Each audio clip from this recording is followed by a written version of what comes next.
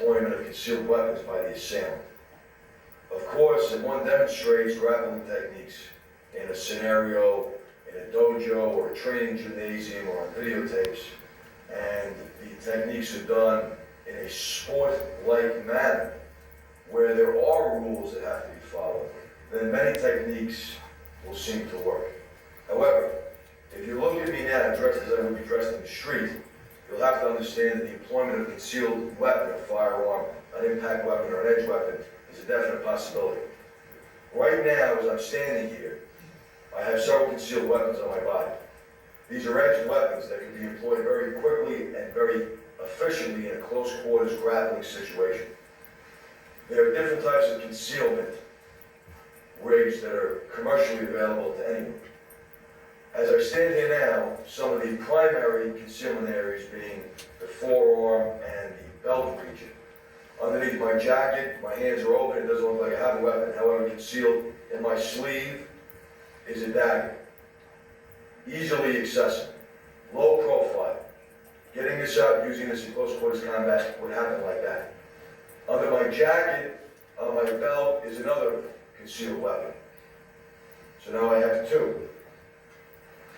If I were to remove my jacket,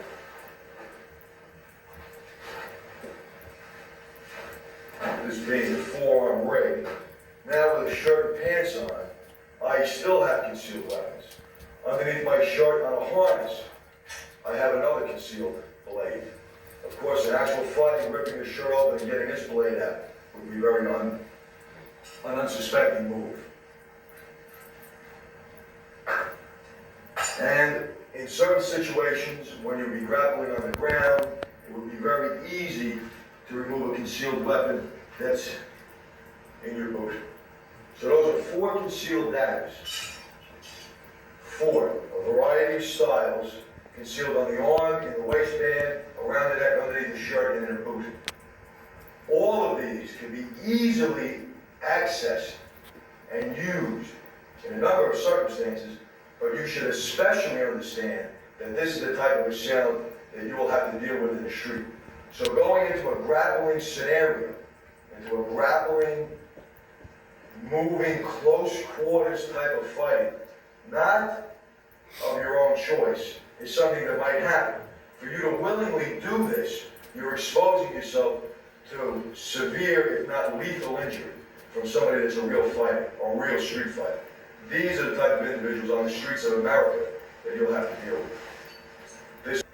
Use the fingers and the thumbs, okay? Very easy.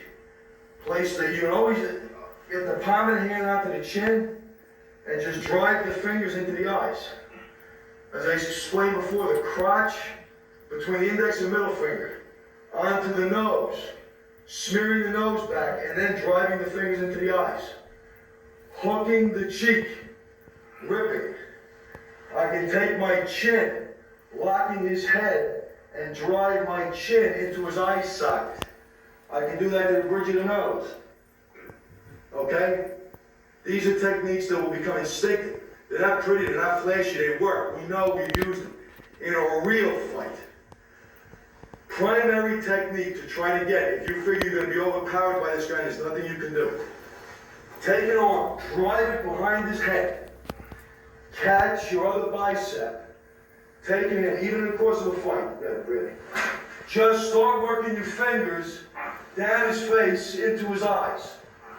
As I'm doing this, let's turn the camera this way. If you can see this, I take underneath the neck, I grab the hand and I start working the finger. Even if his head is in. I'll use my chin to get a little room, and now I just start working my fingers in this locked position. Into the eye, into the nose and eye, hooking into the cheek and eye, but blocking this. Now, as we're moving, I try to get him into this. You see this grapevine? And I start pedaling like on a bicycle. Okay, as I'm gouging in his eyes. Using my chin. From this position, I basically rest. You can understand this. Once I have the head locked, it's a reverse Japanese strangle. Almost always you'll be able to get this hold this beginning hold here and here. Okay, you see this part? This is the beginning of the hold. Even if his head is buried, using my chin against the temple, the eye, the bridge of the nose, to make him move, I can start working my fingers right into his face. I have his eye, I have his nose, I can dig into his cheek, hook those fingers in and rip. Bury the head. As you do that, lock the legs and just start bicycling. Stretch and bicycle. You see how fast he'll give up now. This can be considered a rest position. I lock the body and I rest. What are the dangers to me here? I'm not worried about blows from his hands. I'm not worried about gouging and ripping, because remember something. As opposed to a sporting exhibition or a sporting technique that is taught as close combat, when I get my fingers in his eyes, or my chin into his eye socket, or I gouge into his cheek or his nose, I'm not doing that to make him tap. I'm doing that to gouge out the eye, lacerate and rip the nose, rip his cheek open, drive my chin right into his eye socket. I'm not playing a game with him. I'm trying to survive with him. Okay, he's trying to take my life. I gotta stop him. So when I'm in this position, moving around, as soon as I get a finger in an eye, that eye's coming out.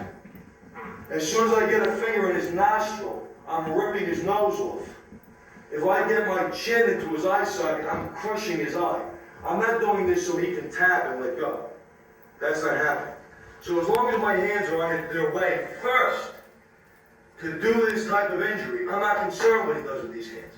If you have to wait, let's say just a minute. I want my training partner to hit me.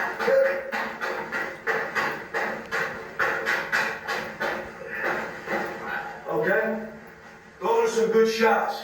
Yeah, they're very discomforting. Look how long, look at how long I lasted on top. Okay? This is a big, strong guy. This guy can do a lot of damage. If I can't take a few hard shots, then no close combat in the world is going to be any good to me. It's ridiculous. So don't worry about that nonsense. Well, the guy can do this. I'll show you what the guy can do. From this type of fighting scenario, look. Done. Look at my fingers, right? My fingers right in his eye. If I can't survive a couple of shots to gouge out his eye, or to rip his nose, or to rip his cheek, do massive damage, then there's no point even learning any of this. So once you're in that rest lock position, work the hand in, gouge the eye, rip the nose, rip the cheek, drive the chin into the eye socket, the temple, into the nose, break the nose with your chin. Bite his nose, bite his cheek, whatever you have to do. Grapevine him to control the legs, and then just take the guy off the count. Okay? Follow up to here. From this position, once I've done injury, okay, eye gouge, nose, whatever I've done, okay? Once he's injured severely, even with this lock, releasing at elbows, hacks, head smashes, two-hand chokes, two-hand eye gouges, bounce his head off the ground. I still have him locked in this position. This hurts. Okay, and then I smash the hell out of it. From here, I can go into several different finishing techniques. If, for some reason, I'm injured, I'm exhausted, and of course this is going to happen in combat, I might not want to get immediately up to my feet. I might not have the will, I might not have the strength. I could be in a real life and death fight. It drains you fast. From this position, after I've used my initial gouging, ripping grapevine, I've hit him. Elbowing, smashing, whatever I've done. Loop the head, jump to the side. Okay, now this looks very similar to the judo kesagatama or scarf hold. And it is very similar, except for very salient points.